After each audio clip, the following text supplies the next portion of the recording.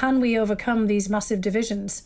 Can we find a common purpose? Can we put America, back into the picture here and all of us as American citizens? Hello and welcome to the GZERO World Podcast. This is where you'll find extended versions of my interviews on public television. I'm Ian Bremmer, and today, 1 year after the January 6th Capitol insurrection, we are taking stock of the state of American democracy. What as a nation have we learned since those acts of violence and sedition shocked the world, and how likely are they to be repeated? I'm joined by Fiona Hill. She served as Senior National Security Advisor under President Trump before famously testifying against him in his first impeachment trial. You remember that one. If anyone knows how hard it can be to stand up for democracy in the United States these days, it's her. Let's get to it.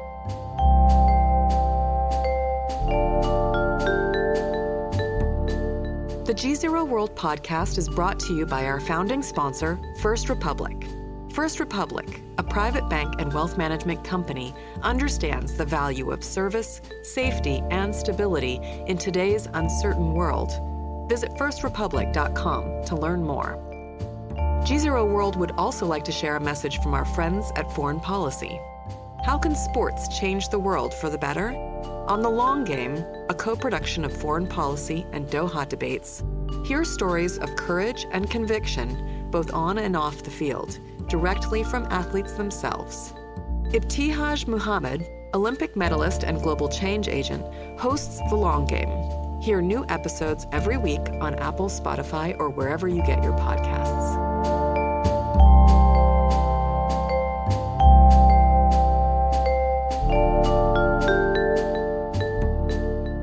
Fiona Hill, thank you so much for joining us on GZERO World.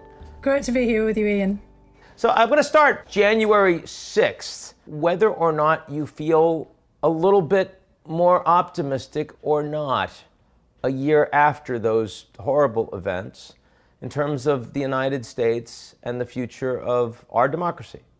Well, actually, no, I don't really feel that much better because, we're still grappling with the ongoing consequences of that particular event. And in many respects as well, it was just an episode in an ongoing struggle that we're in the midst of right now on the societal, political level about the future of the country. And it was a manifestation, January 6th of 2021, of the deep divisions, the partisan infighting, the polarization within our society. The fact that we could have a group of our citizens basically storm a building that is supposed to be a unifying symbol, a symbol of freedom, of representational democracy, not of repression. This isn't like the storming of the Bastille and the idea of a kind of repressive fortress that had to be, basically taken down for people to win their rights. This was, the here and now of American politics, and a group of people feeling that they had no recourse other than to engage in acts of violence, beating up Capitol Police, going after members of Congress who are supposed to be their representatives, and potentially even getting their hands on the vice president and talking about hanging him. I mean, who would have thought that the United States would end up in that kind of situation? The fact that we haven't really fully processed it, that we haven't kind of come up with a common narrative of what happened there. We've had the dismissal of this as just an episode one day in January, even by Mike Pence, who would have been the target of the mob himself. I mean, this kind of shows the problems that the United States is facing. So no, I'm not feeling particularly optimistic about where we are, but I do think as we move on, with this, we unpack it. The real necessity is to figure out where we're going as a polity. Can we overcome these massive divisions? Can we find a common purpose? Can we put America, back into the picture here and all of us as American citizens who are not divided up into these camps? And certainly don't feel that we have to get to the streets and commit acts of violence to be able to, find our own place in the world and in the country. I mean, we've got a long way to go still. When January 6th happened, I found myself thinking back to a lot of the movements outside the United States that Americans have historically supported. I mean, when the wall came down in 1989, with the Orange Revolution in Ukraine, the people themselves that were storming the Capitol, actually would have thought of themselves in that environment as not so different in trying to uphold their own democracy and keep the elections sacrosanct. Do you think there's any reasonable fairness in that perspective? Well, look, clearly those people did. Many of those people did think that, as you laid out like that. And they'd been lied to. And I would hope that as a result of the process, and all the discussions and the national debate about this afterwards, that many of them have realised, I mean, it's not just those who found themselves prosecuted and facing jail terms, but others who were involved in it would realise that they've been lied to. And look, this is the United States. I'd sue people if I were them, basically for, false, motivating them under false pretenses. So not just a kind of a question of, civil suits against them by people who were hurt at their hands, like the Capitol Police. But if I were them, I would be suing, the leaders that lied to them, because they were, basically incited to violence and encouraged to storm the Capitol building under entirely false pretenses. And look, I'm not a litigious person. In another setting, I wouldn't advise that, but this is the United States. And, the president and many of the people have decided with frivolous lawsuits, and this wouldn't be frivolous. And the idea that the election is stolen is something that has not only been perpetuated by the former president, but also is something that is still believed very much by a strong majority of Republican voters and by Trump supporters across the country. Yeah, well, it's believed because the people who are telling the lies are people ostensibly with a great deal of credibility drawn from their positions in society. And this gets back to, my point about lawsuits. We find ourselves in this situation that, the political system doesn't give us an awful lot of recourse. Our free speech, amendments to the Constitution, the upholding of free speech within our society, which is a very important element of American freedoms and, the whole basis of our politics and society, actually gets us in a bind here. Because we're being told by the people who are telling lies that this is actually free speech. So this is why I'm saying that they actually, in some respects, the only recourse is to sue. President Trump and the people around him should be apologising to the people who followed them or followed their direction or thought that they were following their direction on January 6th. Perhaps they should be paying for all of their legal fees and the harms that they have encountered, as a result of, finding themselves in considerable legal problems. Now, you worked for this administration. And so, to some degree, you worked for this president, you worked for this man. Given how badly it all went, both for you personally and the attacks that you've had to face, and also in terms of what happened to the country up to and in some ways culminating in the events of January 6th, does that make you feel conflicted? And if so, how, about the time that you spent personally in the White House? I don't have any problem whatsoever with what I did and the decision that I made in going into the White House or the administration, the National Security Council back in 2017. I did this purely on the basis of trying to do something on national security as a result of the Russian interference in the election in 2016. And behind the scenes, that's what I focused my attention on. I didn't play political games with anyone. I was in charge of Europe and Russia and the National Security Council. And I have, complete confidence that at no time did I subvert my own principles. Now, in terms of my personal views about Trump and about, kind of serving, the man himself, plenty of people have said that to me, kind of how could you, or are you now not being disloyal? I took an oath to the country. First of all, I took an oath of citizenship. I'm a naturalised US citizen, so I've taken an oath twice.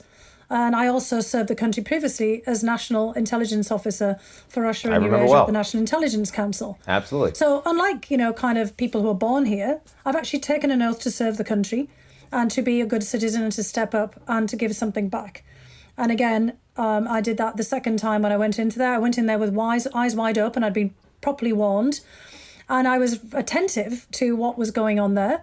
And I made sure, at all points that I reported up my chain of command to others about what was going on and that I either tackled this head on. And as many people know, when I was asked to step up as a fact witness in the first impeachment trial, when I was subpoenaed to do so, I did so. And, I told the truth.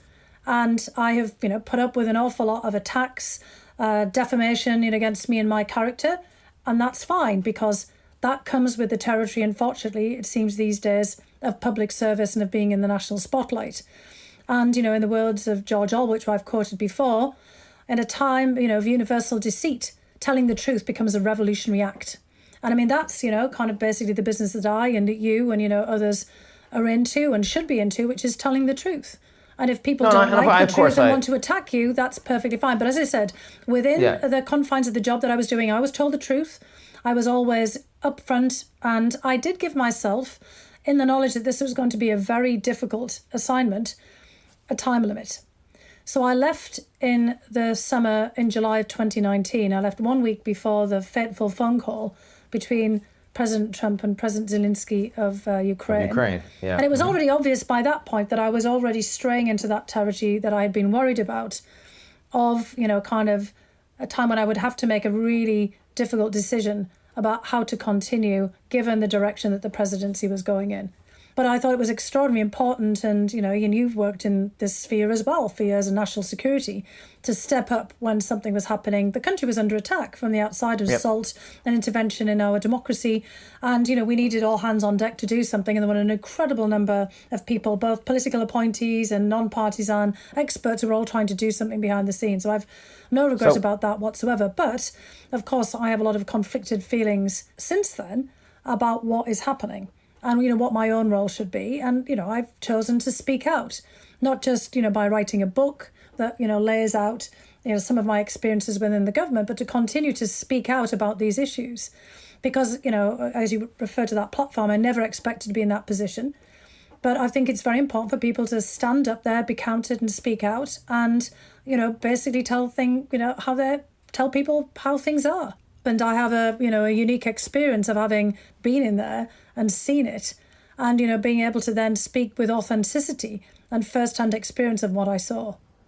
So I want to move from that sort of directly to the Russia question, because, of course, part of the challenge, the disinformation, if you will, in some ways began with intervention by Russia into the 2016 election, which the Obama administration at the time did not respond effectively to. Knew it was going on, but didn't do very much at all, very late. And so clearly the Putin administration understood, and Putin himself understood, he had a level of impunity. Trump comes in and he wants to be buddy-buddy with the Russian president, doesn't want to criticize him at all. Says, don't worry, I got to be mean to you in front of the cameras, but everything is just fine.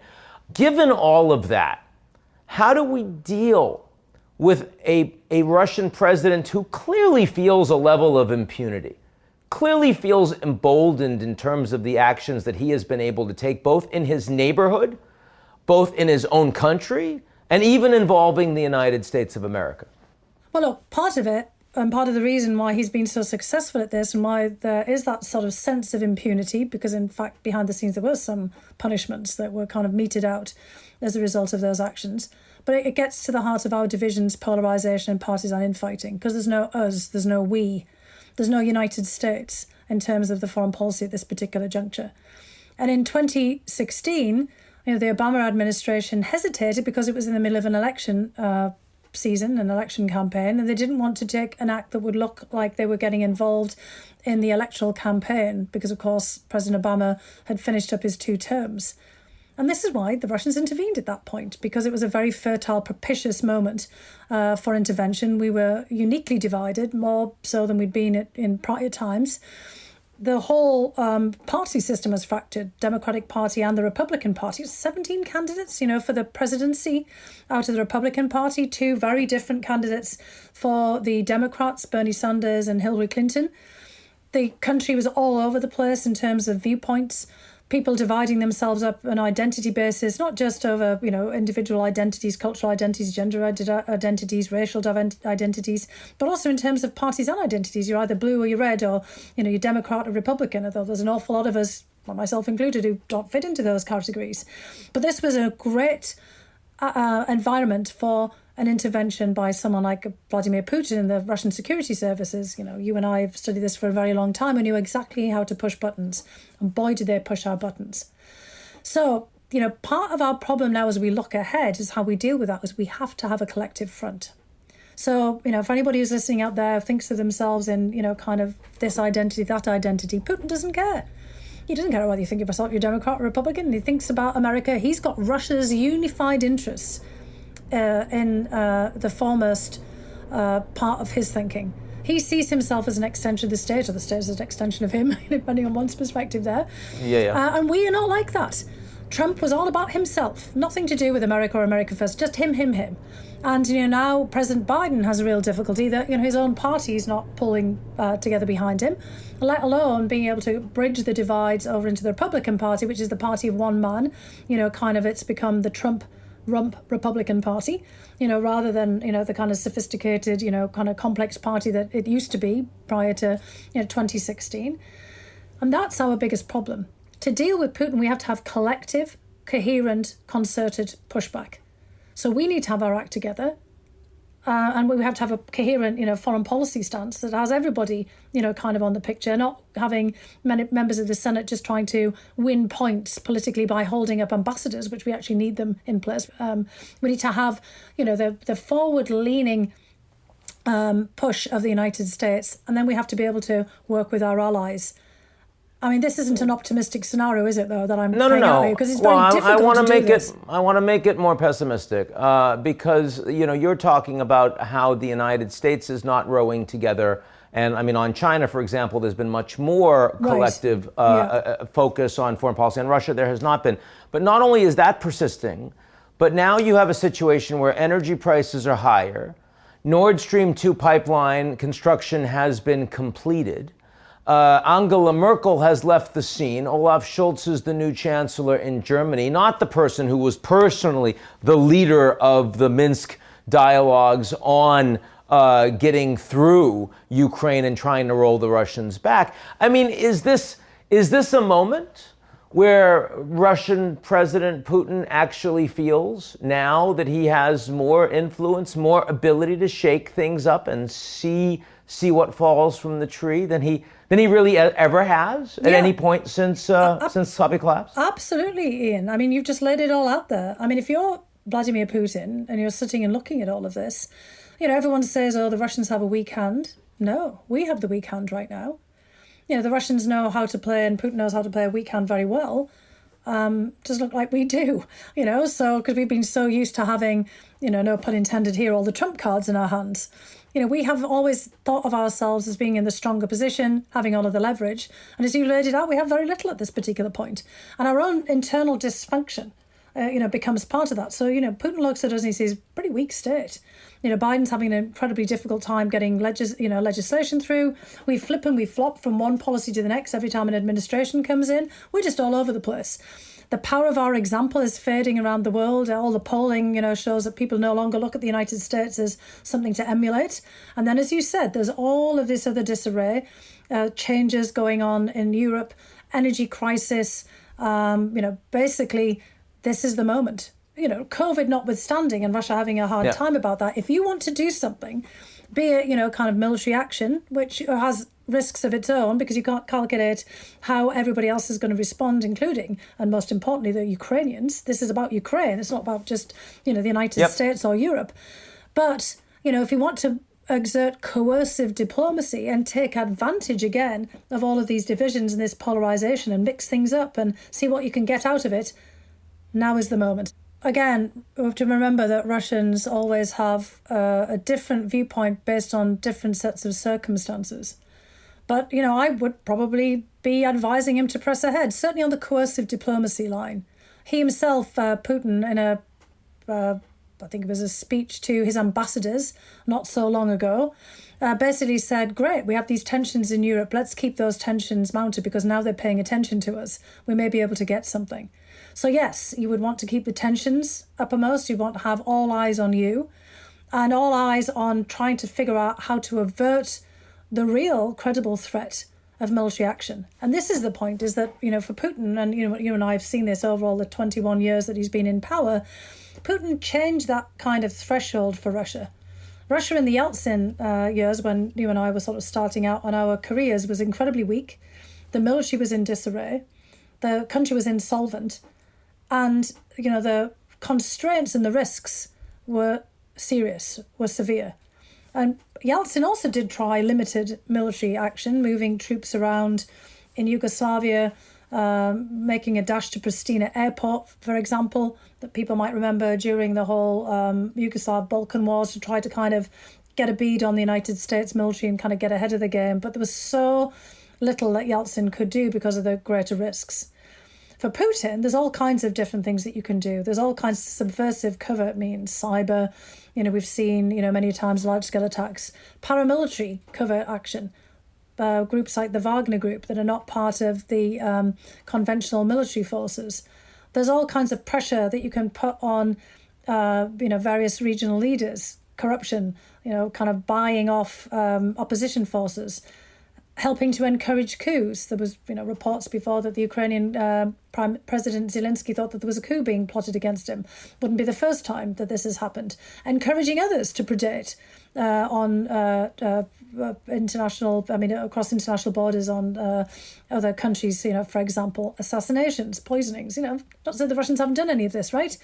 So there are an awful lot of things in your toolbox that other countries won't contemplate.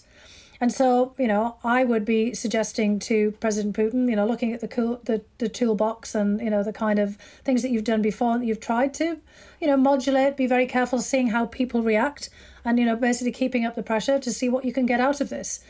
The risk, of course, is, again, what I said is of making that military threat really credible, because you don't want to be seen as, the country that's always calling the bluff. And we do know, of course, that Russia has well and truly called the bluff in the past. They annexed Crimea. In 2008, as you and I were watching all of this, happening also in real time, they moved into Georgia. Yeah. They intervened in Syria after warning us, they did not want to see Assad removed in 2015. And there are many different other occasions that we can talk about them actually taking that action. They crossed that threshold of using the military as a tool that Yeltsin was not able to cross because of the risks. So they're always calculating the risks. So I'd say calculate the risks very carefully, try to think about different things in the toolbox to keep up the pressure. But then, the problem comes, as we're kind of going along here, how does everybody react? What are you getting out of this? Are you framing the table for a big sit down to see if you're getting a post-Cold War settlement that you've been asking for the last 30 years, that Russia's been asking for? Are you trying to get something kind of more narrowly focused? Is it about the US-Russia relationship? It really depends at this point about what the goals are of Putin and the people around him, about, what the advice would be. The final question I want to ask you, if you think about the NATO member countries, and here I'm thinking specifically about the Baltic states, I'm thinking specifically about Poland, do you believe that American defense and security guarantees to those NATO countries are adequate? That NATO multilateral guarantees to those countries are today adequate, given where Russia is? And if not, what would you suggest we do to strengthen them? Well, again, it depends on what we think is going to be the nature of the threat. So, if we're worried about Russian tanks, kind of rolling over, into, one of the Baltic states, for example. Or are we talking about, issues? Are we talking about covert action? Are we talking about political pressure? What has to be adequate is taking all of these contingencies into consideration and then thinking about how we're postured to deal with that. I do think we need an awful lot more work on, financial flows, on cleaning up corruption, working more closely with our allies on kind of closing up all these loopholes for shell companies, following the money, rooting out and basically holding to account corrupt politicians in our own countries, because that is part of the problem as well, of infiltration and influence, regulating our social media platforms so that the Russians can't do again, what they did in 2016, having public-private partnerships to look out for ransomware attacks or other, hacking and intrusion episodes. So what we need is a kind of an adequately postured response on all of those fronts. And a lot of it is about our own resilience and shoring up our own defences. And that gets back to, where I started from, is we have to get our own act together, clean up our own acts, but also try to get a bit more cohesion in our societies. Because one of the things that Putin himself focuses on, as you well know, is unity inside of Russia, but then taking advantage of disunity abroad. And that should be a lesson to all of us, because Putin loves our disunity. It's incredibly useful as a tool to exploit, and that toolkit that he has. But he prizes, most of all, his unity. And I'm not suggesting that we go over trying to foment disunity in Russia. The past in the Soviet period, we used to try to do that. This time we need to focus on our own unity. So internal in the United States, bridging these divides, getting rid of this kind of partisan intoxication that we seem to have at the moment, and then figuring out how we revitalize all of those ties with key allies in the transatlantic space. It's a tall order, though. This is, really problematic. It's one of the reasons I keep speaking out and just saying, look, we have become a national security crisis. We're a national security problem to ourselves. As we rip ourselves apart, we make ourselves exquisitely vulnerable. And, there are adversaries out there who are watching this. And as we kind of go after each other in these kind of partisan battles, try to, kind of yell at each other, accuse people of doing things, attack people's credibility or impugn, their principles or whatever, others are just watching in the wings to see what advantage they can take from that. Important stuff. Fiona Hill, thanks so much for joining today. Thanks so much, Ian. It's great to be with you. That's it for today's edition of the GZERO World Podcast. Like what you've heard? Come check us out at gzeromedia.com and sign up for our newsletter, Signal.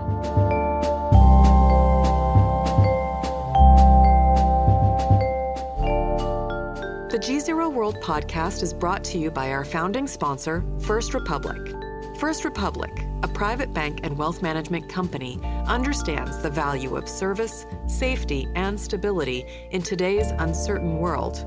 Visit firstrepublic.com to learn more. GZERO World would also like to share a message from our friends at Foreign Policy. How can sports change the world for the better? On The Long Game, a co-production of Foreign Policy and Doha Debates, hear stories of courage and conviction, both on and off the field, directly from athletes themselves. Ibtihaj Muhammad, Olympic medalist and global change agent, hosts The Long Game. Hear new episodes every week on Apple, Spotify, or wherever you get your podcasts.